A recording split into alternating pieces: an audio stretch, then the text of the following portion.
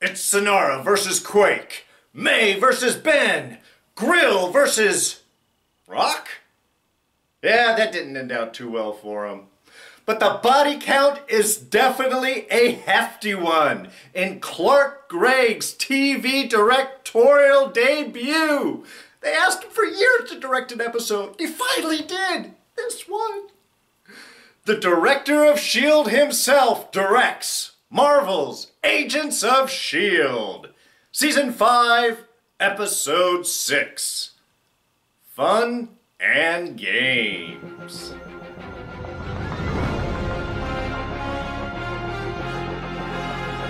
Hey everyone, D here, and welcome back to Agents of S.H.I.E.L.D. Yeah, spoilers, they're up ahead. Yeah, here's your warning. What an episode! I'm sorry, I just want to jump right into it. I'm excited. Happy New Year, everyone. Glad to have you back. 2 weeks, almost too long after waiting so long for this season to start. But we are back. Great episode, directed by our very own Phil Coulson. And I think he did an incredible job. A lot of stuff happening in this episode. Certainly a rather chunky one for him to tackle. Not only in body count, really, but in storyline movement. We got Fitz arriving, their interaction. We get some great fight sequences. Really, it was just kind of, in many ways, a perfect S.H.I.E.L.D. episode all around. Especially the later on fight, which I'll get to in a bit. But I'm going to start things off this week.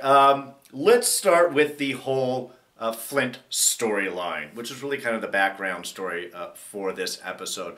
Just real quick, and again, we're seeing Clark Gregg's touch, even just at the very beginning of this episode. I loved seeing Flint starting out on his day, and the music I thought was perfect. It actually reminded me of like an old Renaissance kind of feel to it, where it was just a little ethereal, a little bouncy, a little playful. It's like, here we go, going through our day, and we're finding our things, and he's making his deals, and he's being nice to his best customers, and he's trying to figure things out. This is Flint going through his day. Interrupted, of course, rather quickly by the arrival of the Kree, who are doing a harvesting. They are pulling up all of the humans, all the kids, and toss them into some terrigenesis. See if any Inhumans pop out. Why? Because, of course, Kasius is having his big party. And this is one little question that I do have. I'm going to cover real quick here with this. If he is trying to get new Inhumans in order to sell off because he's got this big gathering, I mean, is it going to take a little while for powers to form up and for the new Inhumans to learn how to use their powers? I mean, I'm not sure how long this particular party and gathering by Kasius is planned for. Maybe it's weeks. Maybe that is long enough. I don't know. It just seems to be that his end game here would be selling Quake. And that seems to be his mode of getting back into his family's good graces, as we find out. So that seems to be almost like a last ditch. Maybe he just wants to see, does he have any fresh Inhumans he could just sort of sell off for a few dollars, just throwing all of his money together because he's soon to be out of here? That's my only question about the timing of this particular harvest. But really, all of that's kind of inconsequential because this is our introduction to Flint. Good Marvel character, Earthbender. That's how I like to associate. Can control rocks, earth, things like that. Earthbender was really what I was seeing as his powers were developing, which I thought was super cool. But yeah, so he's going to play an important role. I've actually even seen a few notations out there in the ethers that perhaps Flint might really be responsible for what happened to Earth if he ends up traveling back in time. That gets complicated. I'm just excited to see more characters. And Flint is definitely a good addition to the group. And I have to say, I love the cocooning. This was something in Inhumans that annoyed me. Their terrigenesis, no cocooning. Cocooning is part of what Inhumans are. That's how S.H.I.E.L.D. established it. I'm glad we stuck with that. I won't say any more about Inhumans, sorry. Just trying to purge that from my head. But it was nice to see that we did have the cocooning. And I loved Yo-Yo's grab because you have to wonder, once he busted out, what happened?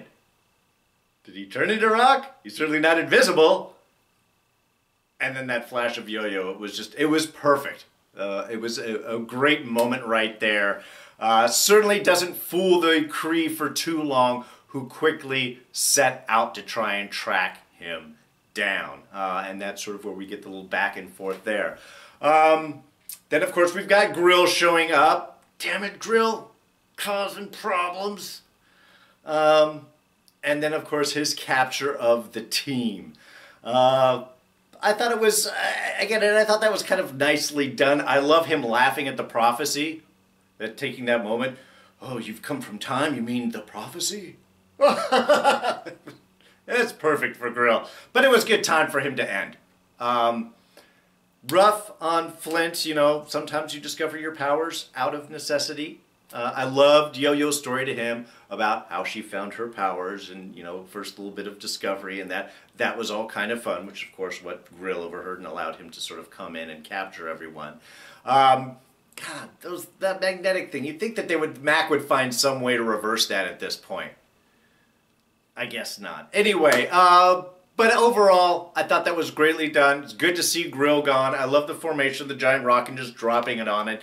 Nothing big, nothing really kind of fancy on that, just sort of gravity dropping him down. Good manifestation, first time for Flint and his powers, and now we're going to have him learning about using those. So that's going to be sort of the rest of his arc there. So really, I thought all of this was nicely done. While I enjoyed seeing Grill taken out of the way, not so happy about seeing Tessa there at the end. That kind of hurt. I was like, oh damn it, they killed Tessa! You bastards! Like a South Park Kenny moment right there. Really, and it was kind of surprising.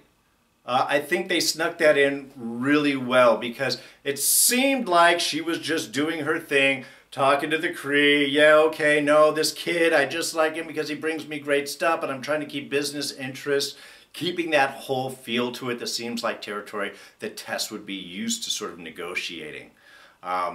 Kree obviously not feeling very generous at this point, so that was a great shock. While it's sad to see Tess go, I did like the kind of shock moment. It really sort of puts the pressure onto everything and really forces our team to have to get moving right now. So very sad to see Tess gone, but it does light a fire underneath our group, which I think at this point needs to happen. They got to get out of there, man. It is not safe.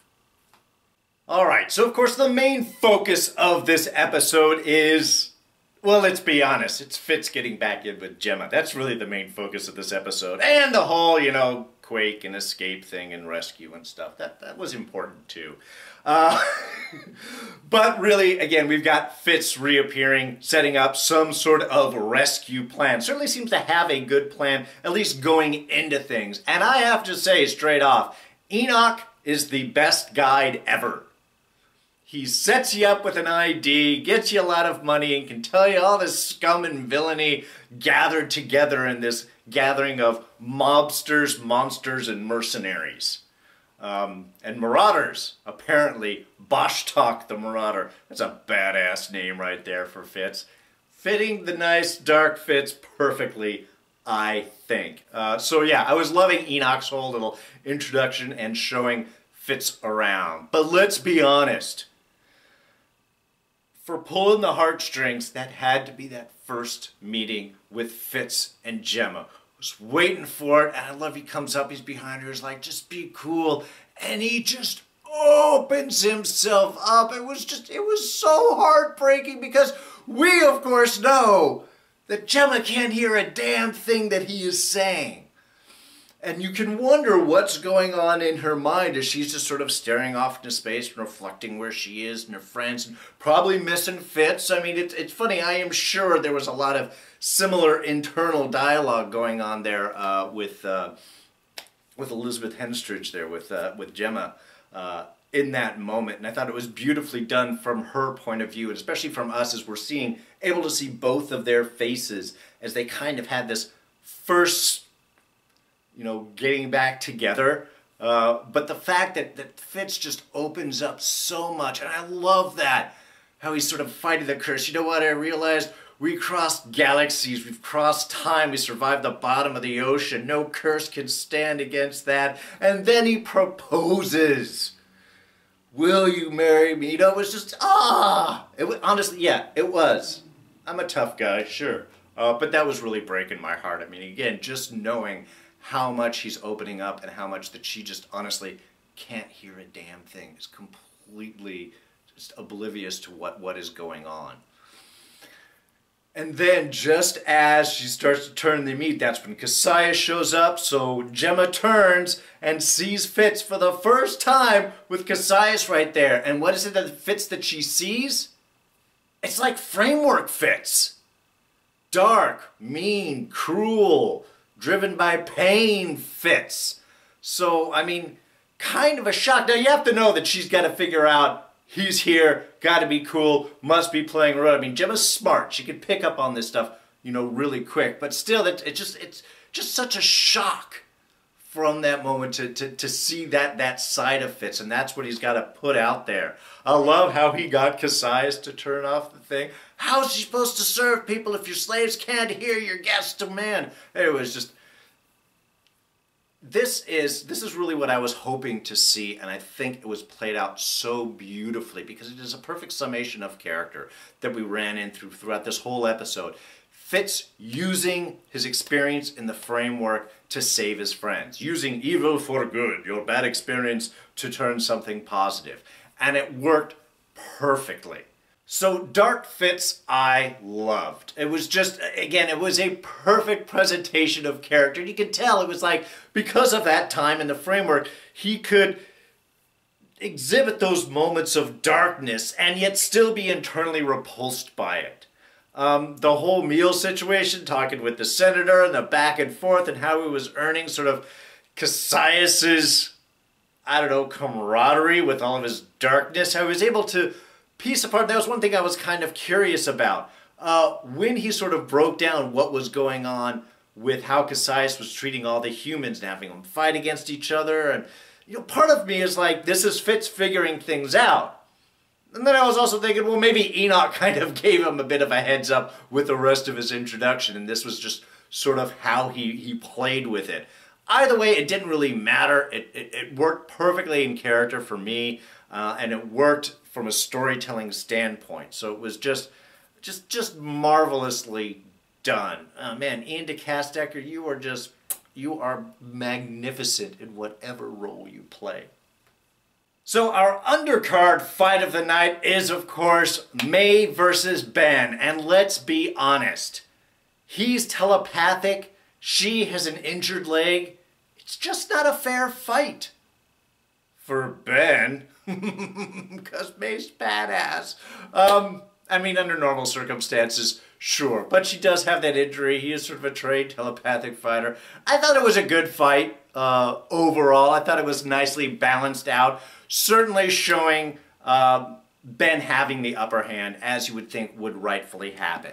But, God, there was a couple of actually great moments in this sequence. One, of course, May's just... Oh yeah? I can't touch you?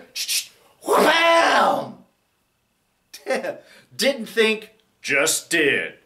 Beautiful. Really nice. And it's actually kind of funny. I saw a little sequence of this before. There's a little 4-second gif of just that moment popping around the Twitterverse earlier today. And it reminded me of a quote from Miyamoto Musashi, considered the greatest sword fighter in Japan. Who talks all about training oneself so that your actions become second nature. To him, he's talking about you don't want to have to think about what you're doing. To think about something in the midst of combat is to invite death. You want to train your techniques until they become second nature.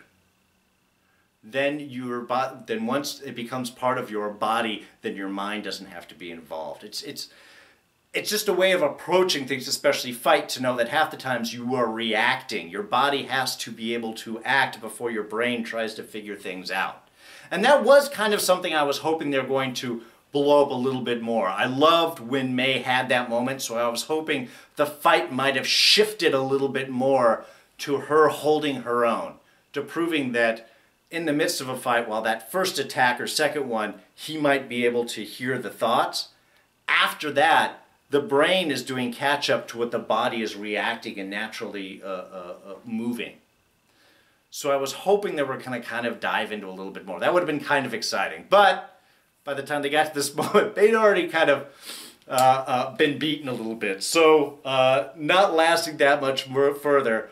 But also one of the funnier moments when we have May talking about teamwork and Ben's responsive is, "What is it with you guys and teamwork? This fight needs to end now." It was just, you can see a sort of level of frustration. This is a group mentality that's completely unfamiliar to Ben and the sort of, you know, one-on-one survival aspect of what's going on in the rest of the lighthouse. So that you've got these group of people that are like, "No, let's band together, fight together, work as one."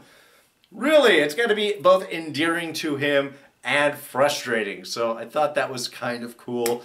Loved Fitz saving again, man. Fitz stepping into the moment when it needs to be. "I'm bored with this. Let's do something else, something new. I want to see danger. I want to see Quake. Feed her to the Vrexes. Vrexelians." I'm tripping over words right now. "Send her to the surface," which was perfect because that's really where she wants to end up going anyway. And I'm sure Vrexes will not stand a chance against May. I don't think so. So anyway, kind of a perfect way to end things. Though, unfortunately, this is also where we end up saying goodbye to Ben. Very, like I said, a lot of bodies dropping in this episode, very unexpectedly. And I love that. I love keeping us on our toes and kind of moving all of that forward. But yeah, got to say goodbye to Ben. Death by Sinara's balls. Again, that's what they're called. But I did like that, at least that final moment where he kind of tells Quake, "It's not your fault. Don't blame yourself. This is the world that they're in." And I guess at the end, he was kind of thankful that, hey, maybe I have done something to sort of change the status quo here, to maybe do something that's going to save the rest of humanity. So, sad to see Ben go. Nice that he was able to tell Quake not to worry about it, that it's not her fault. But that's the way things go when you're ruled by sadistic, cruel Kree overlords. Cruel Kree overlords. Say that 3 times fast. But from that point, of course, we get almost a little Fitzsimmons little reunion there. Oh, almost, they're coming together, and interrupted. Of course. Going to happen with the arrival of Folek, Kasius' brother. And through this episode, we actually found out a little bit more about Kasius' situation. I guess he's kind of exiled here on Earth, which probably explains a lot of his anger, or the fact that he's Kree, considering how his brother was. Man, there's a lot of anger and cruelty going on with the Kree here. Just really not a pleasant species. But apparently Kasius has been exiled to Earth, not the favored son by his father, to sort of look over what's going on here. And he is using the sale of the Inhumans to try and gather money in order to buy his good favor back in with his father. Of course, having the Destroyer of Worlds, that's sort of a quick and easy way to do that. Love Fitz also figuring that part out as well. And seeing that it's not the money so much, it's some way to get the prestige and to get those things happening, which was a good plan for Fitz, until, of course, Folek shows up to go and mess everything up. And certainly screws things up for Sinara in some ways, pitting her to fight against Quake to the death. Must fight a Kree warrior, not one of your Inhuman blah blah blah blahs.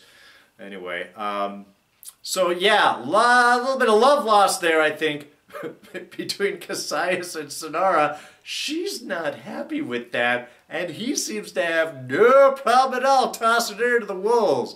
What does it stand? Not even like good luck or anything. "I'm sure you'll give us a good fight, a great example. You're going to lose, of course, because we need Quake to win so I can get back, but I know you'll put on a good show, Sinara. Thank you very much."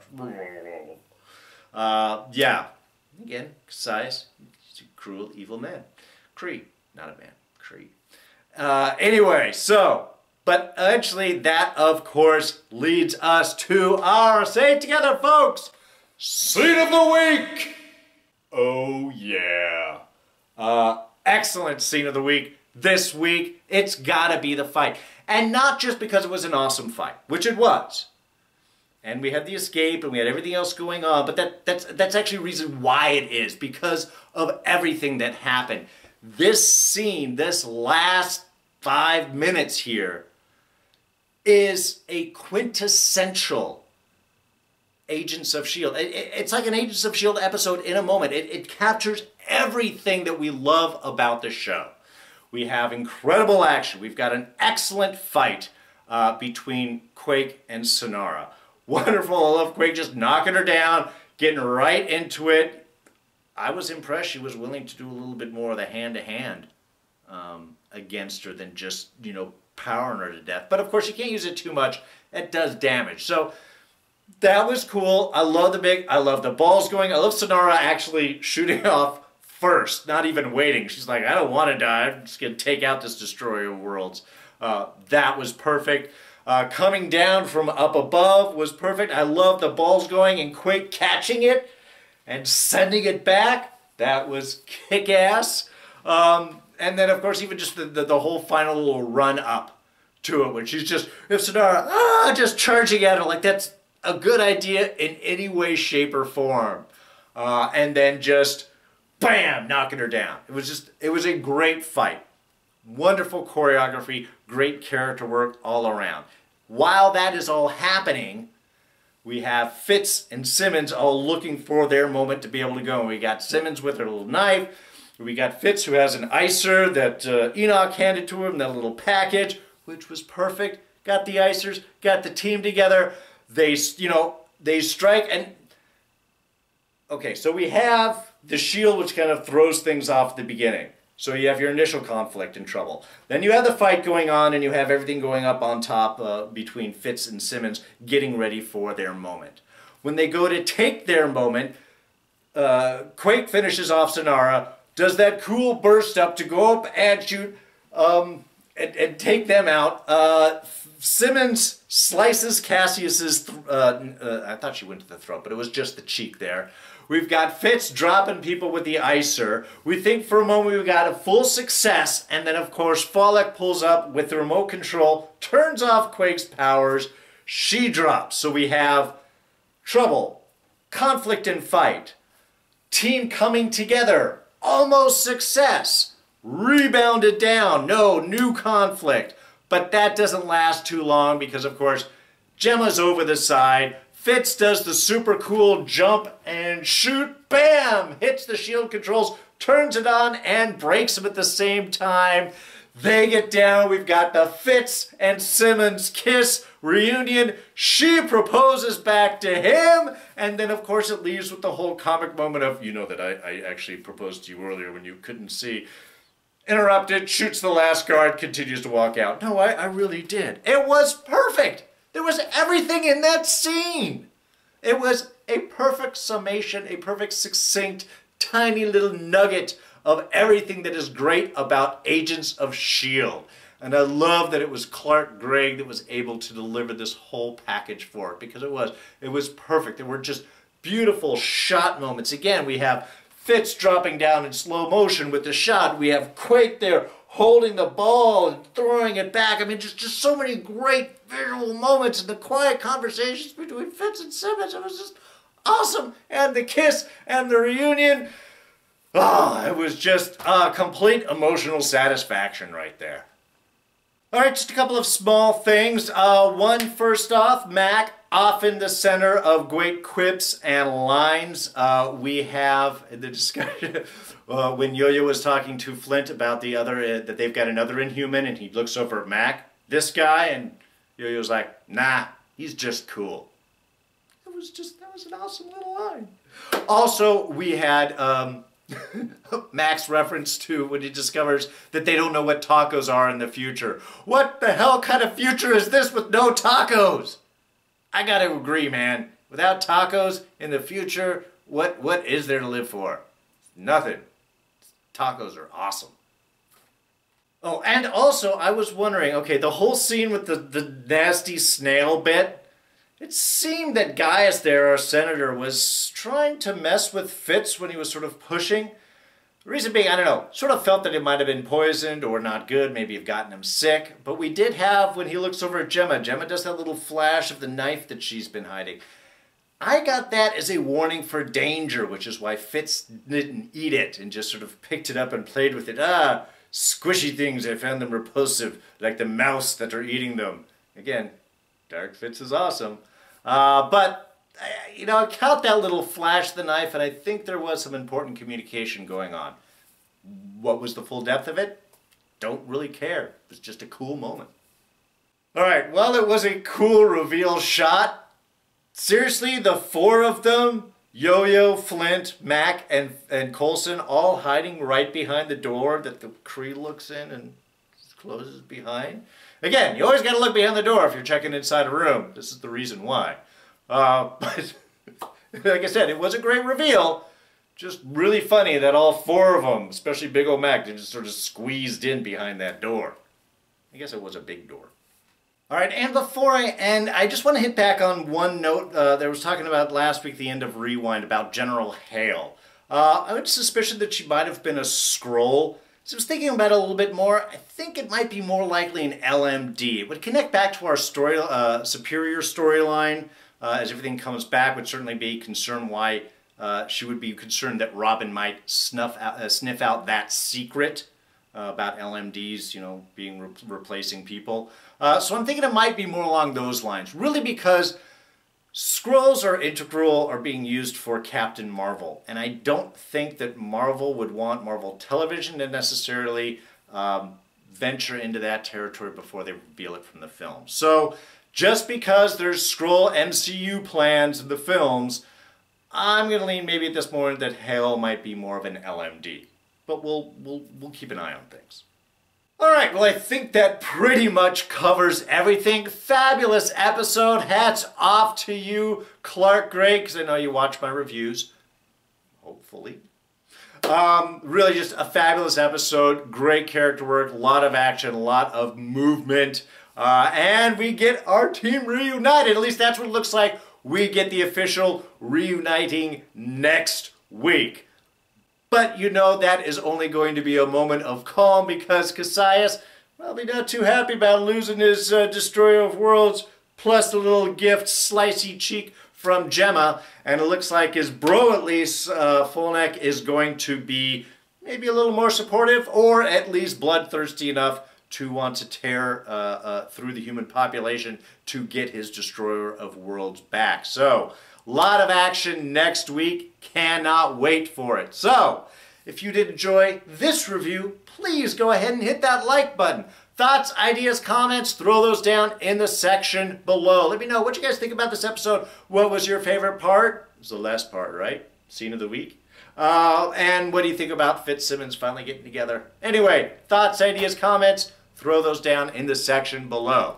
Now you can always catch me on Twitter and Instagram. I am at Darren Jakes.